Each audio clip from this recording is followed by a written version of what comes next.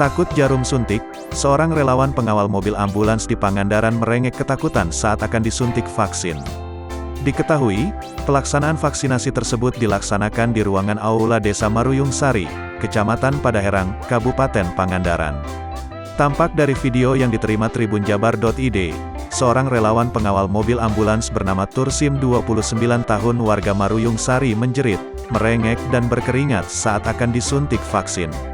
Sempat menjadi bahan candaan dan ia pun sempat dibujuk beberapa kali oleh tim vaksinator serta satu personel TNI yang berada di ruangan pelaksanaan vaksinasi. Tursim mengaku, ia takut jarum suntik dan sudah lama tidak disuntik.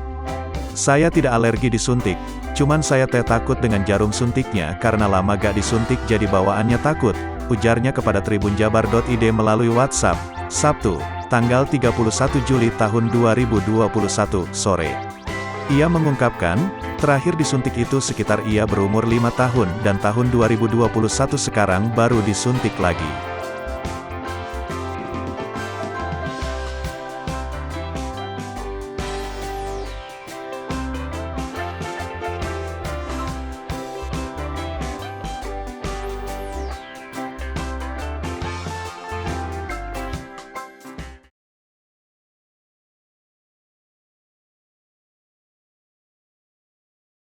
Di Mojokerto, Jawa Timur, polisi turun tangan untuk menghipnotis mahasiswa yang fobia dengan jarum suntik.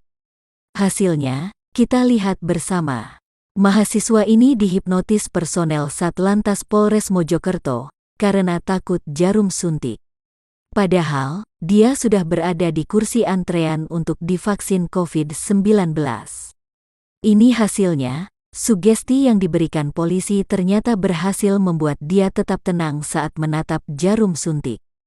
Polres Mojokerto membuka layanan hipnoterapi ini bagi warga yang ingin mendapatkan vaksin COVID-19, tetapi takut terhadap jarum suntik.